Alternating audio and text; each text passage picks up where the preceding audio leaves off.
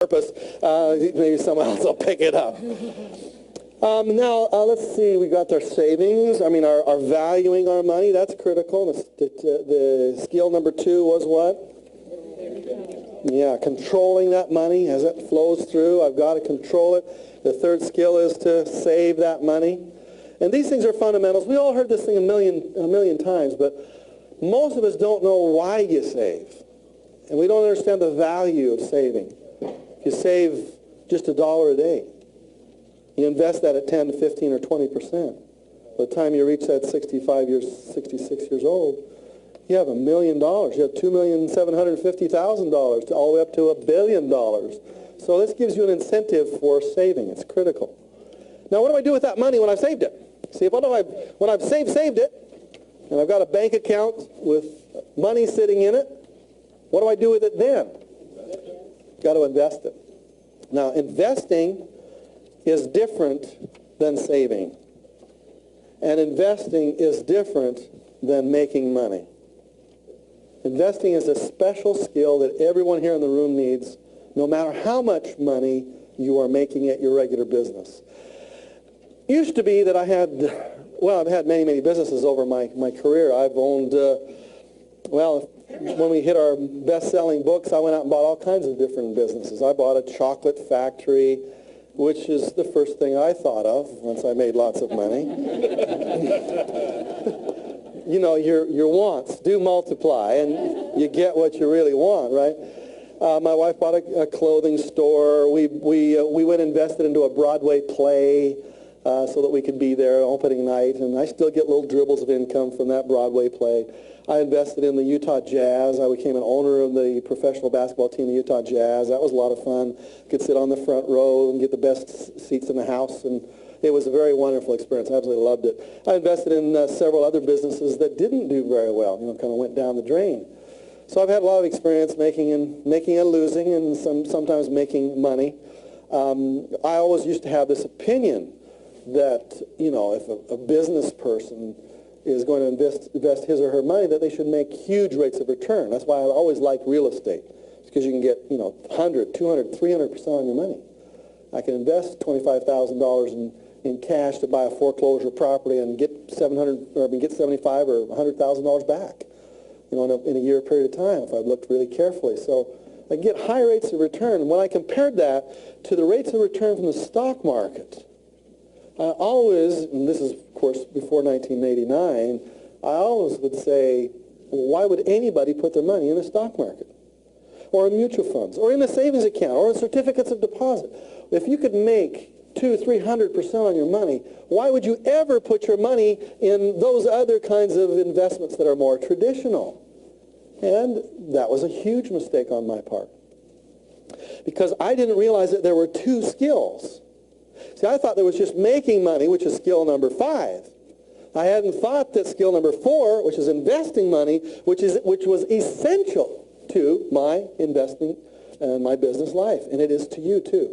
Even if you're a business person and you're making lots of money at your business, you also have to have on the side your investments to go along with it, and I'll show you why.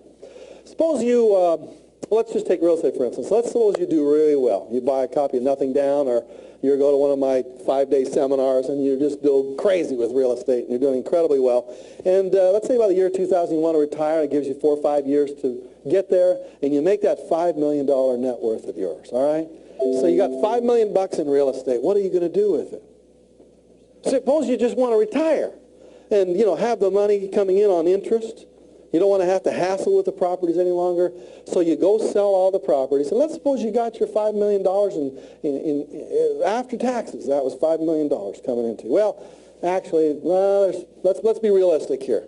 Going to have to pay taxes on that, so it's going to wipe out probably 40% of it at least. So I got $3 million left over, and I'm going to put it in a bank account somewhere. And I'm going to have that earn money from me, right?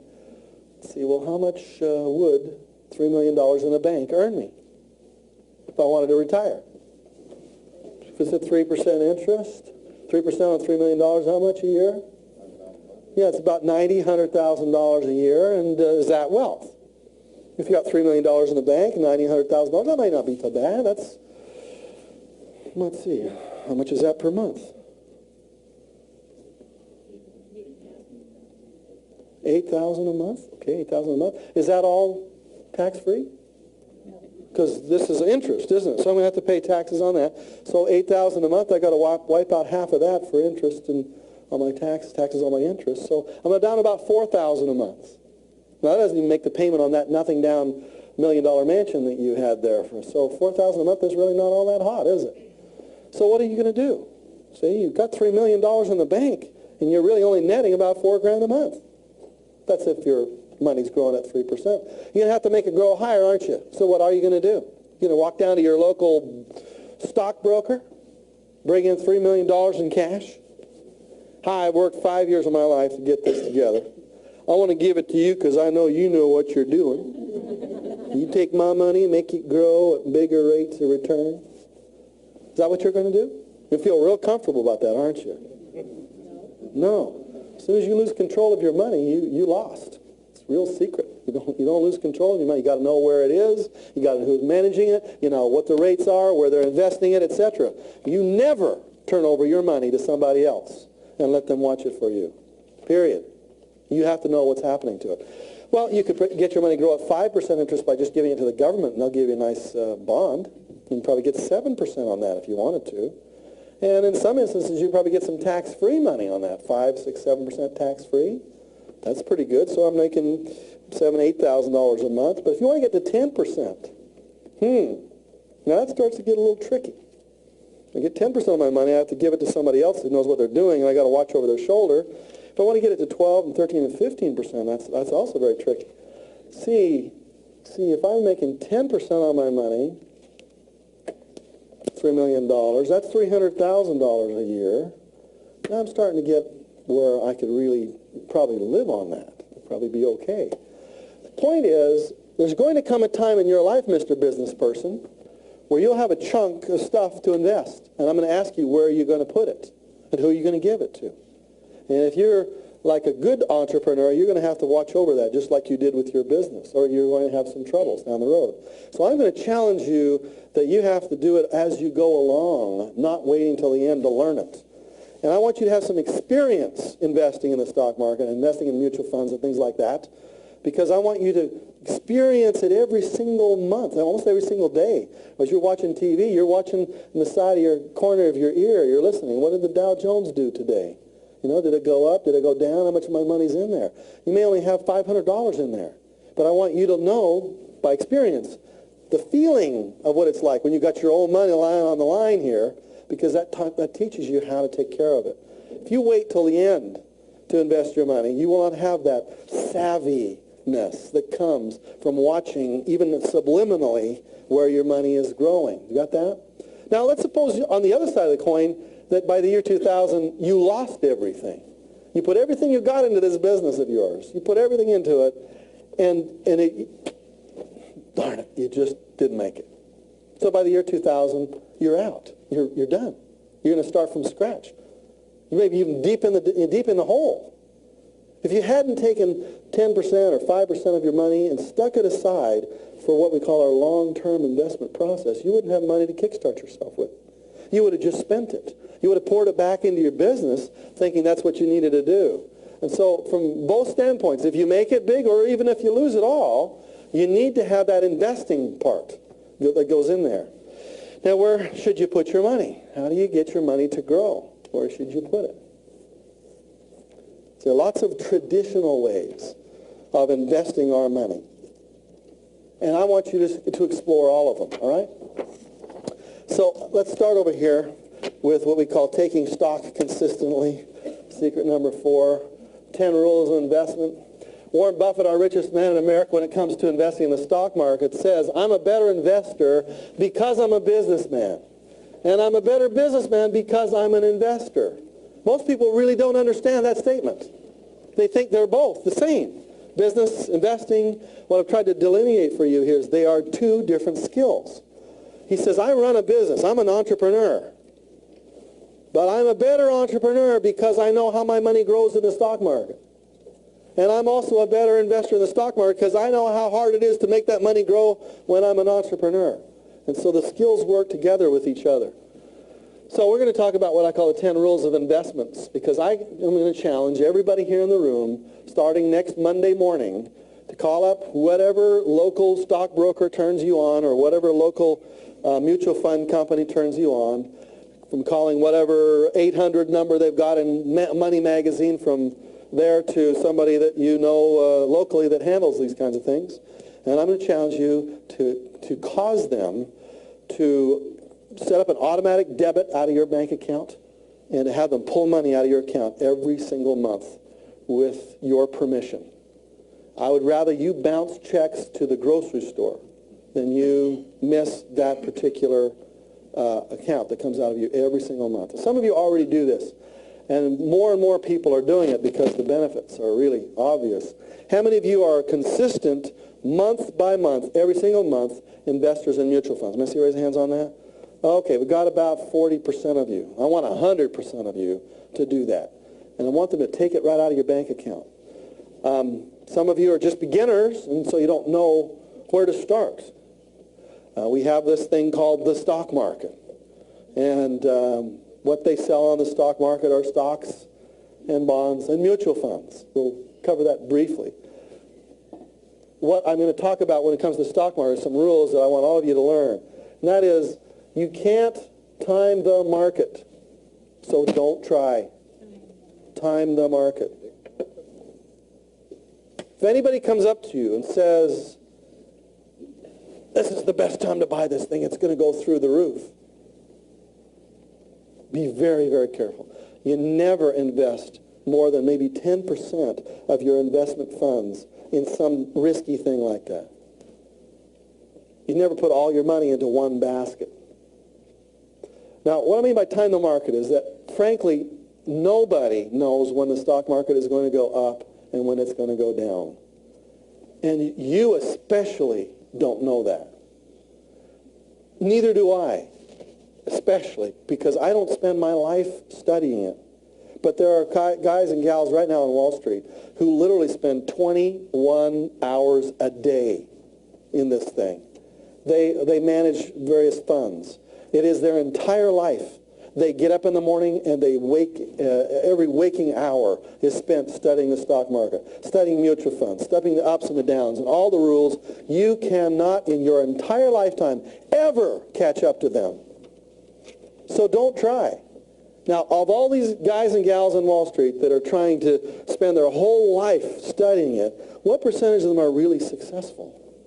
Of all the mutual funds that have been, mushroomed in the last 5-10 years. There's 6,000 or 7,000 different mutual funds, all concentrating on the same 3,000 stocks.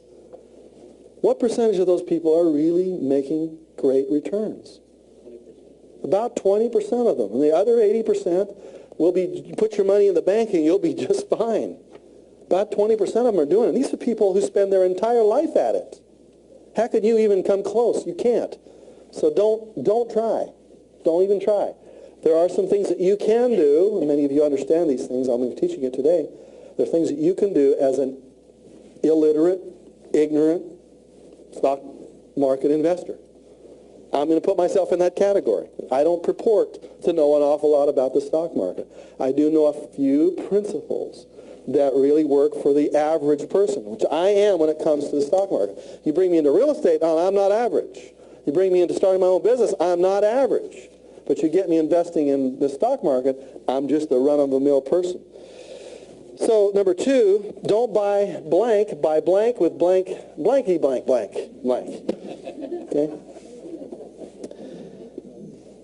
If I am going to invest in the stock market, if I do pick a few stocks there that I want to put my money into, first of all, I want to take my little chunks of money, 1,000, 2,000, 5,000, and spread it up into several little pieces. You very rarely want to put all of your money into one stock. But the key is you're not investing in stocks. I think you should just throw that kind of concept out the window. And the way Buffett talks about it, he says, I don't buy stocks. I don't buy pieces of paper. I buy, this is don't buy stocks, is the blank here. Don't buy stocks. Buy great, and this is actually a quote from Buffett, buy great blank. Buy great companies. I'm going to buy a company, not a stock. With solid market dominances. And stick with them as long as they are great. Dominances. Don't buy stock. Buy great companies with solid market dominances and stick with them until they're great. Let's look at some of the stocks that Warren Buffett himself has bought over the last 15 years or so. Anybody know some of the stocks he's got in his portfolio? Gillette. All right, Gillette. Does Gillette have a solid market dominance? Yeah, in terms of male products? Yes, definitely. Give me another solid company. Coca-Cola.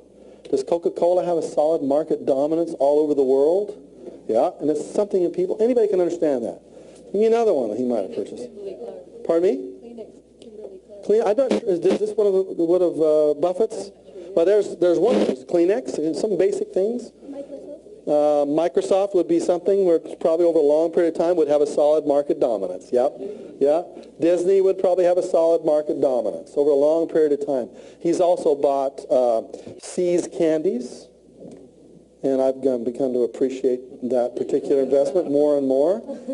He also just bought outright a company called Geico Insurance, which has a solid market dominance in what it focuses on. In other words, he just takes lots of his money and focuses on a few very key investments. It's the same thing you should do. If you've ever had interest in the stock market, you should read a couple of books about Warren Buffett, because he does it in the whole aspect of wealth. He does it all right. The way he invests his money, the way he lives his life is pretty much the way I think most of us should be doing it. Number 3, the key is blank. Like automatic monthly investments, the technical term for this is blank, blank, blank. The key is consistency. Consistency.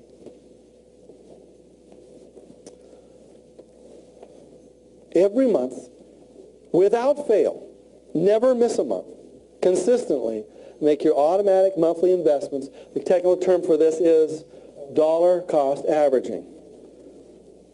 Now, how many of you have never heard those 3 words before or never understood them? Dollar cost averaging. Let me see everybody's hands on that. Dollar cost averaging. Let me show you a chart that really was stunning to me the first time I saw it, and it really taught me what this really means when I say dollar cost averaging, the difference. I'm going to show you 2 stocks. I'm going to show you one.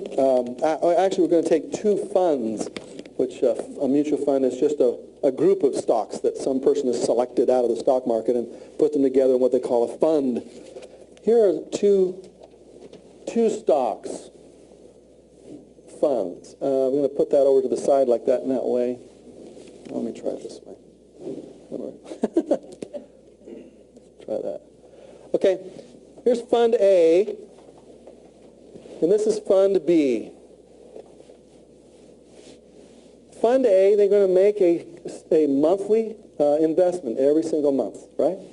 So today I'll buy $100 worth of Fund A. Next month I buy $100, and the month after that I buy $100, and the month after I buy $100, and $100, and $100, and $100, okay? And this is Fund B, and every month I buy $100. Boom, boom, boom, boom, boom, boom, boom, boom, boom, boom, boom, boom. Which of those funds would the average person be excited to own? A. Why? It's a consistent winner. Makes nice amounts of money over quite a long period of time. They're really happy with that. And yet, which one makes the most money? Yeah, at $100 a month, here's where they both fit. This Fund A would make you $1,435 in your first year. This would make you $2,230 in your first year. Now, why is that? Because if you buy every single month, even if you buy and it's going down, this is where it takes little nerves of steel, because the beginners hate to put their money in something that's going down in value. But what you're doing is you're buying those stock funds cheaper. You're getting discounts on them, basically, is what you're getting. Woo, good, it's going down. I'm getting discounts. Woohoo! Yoo-hoo! Oh, now, this is kind of scary, because, I don't know, maybe it'll go down to 0. Then you'll end up with a lot of really worthless stock, won't you? Yeah, but over a long period of time, what might happen with that fund? It pops up a little bit, even if it comes up less than what I bought the first amount of shares for, see? What'd you buy your shares for? I bought them for, $10 a share. What are they selling for today? $9. Well, that must be a real loser, right? Well, it'd be a loser if I'd put all my money in here and tried to take it all out there. But I don't put all my money in here. I spread my money out so that every month I consistently buy. And even if it doesn't come back to what I originally bought it at, I'm still way, way, way ahead. Okay, does that make sense? Now, most people don't understand the stock market. They think there's a lot of risk in it. Very risky place to put your money. Let me tell you where it's risky. There is a risky place for the stock market. And then there's a very, very safe place for the stock market. And it all depends on time. According to this report I picked out of the paper the other day, let's suppose we had 5 holding periods. 1, 5, 10, and 25-year holding periods. Suppose you took your money and stuck it in the stock market and took it out a year later. You stuck your money in the stock market and took it out 5 years later, 10 and 25 years. You understand that? Now we're going to compare the probabilities of making money, or I guess actually in this case is the probability of losing money, with different holding periods. Where does the average person who gets in the stock market, where's their usual holding period in the stock market? 1 year. It'll be 1 year. If it's gone down, probably be a couple of months. 5 years maybe. They're really not focusing for long term. They're trying to get into a long-term vehicle and make short-term money. And therefore they end up making short-term losses. Here's where the real risks come. Look at this. Probability of loss. If I'm investing in stocks, for instance, that means I'm buying IBM and Caterpillar and whatever stocks happen to be out there. If I do my 1 year, if I put my money in the beginning of the year and take it out at the end of the year, I have a 35% chance of losing my money. But the longer I leave my money in there, I have 15% chance of losing, 5% chance, 0% chance of losing money over a long period of time. Now this, of course, is based upon, the past history. So I can't predict the future. But in terms of the way we had our past from the Depression, even from the early 1900s, there has never been a 25-year period of time in any year you want to pick, from 1900 to 1925, from 1901 to 1926, from 1902 to 1927. You take any 25-year period of time from the beginning of this decade or this century all the way up to today, and there has never been a 25-year period of time where an investor lost money in the stock market. What's the secret there? You see, these dips and ups and downs in the stock market, if I can spread them out long enough, eventually that stock market is going to have a consistent increase. Now, like I said, I'm going to make an assumption here that the future will be the same as the past, but I believe very strongly that it will. I don't know what might happen in the next 5 years. Perhaps the economy could tank. Maybe it'll tank for 15 years. Maybe it'll tank for 20. But I think more than likely, us Americans in our ingenuity will figure out a way for the values that we put our money into today will eventually come back within a 25-year period of time. So you don't invest your money on a short-term basis. You basically you say, take the money out of my bank.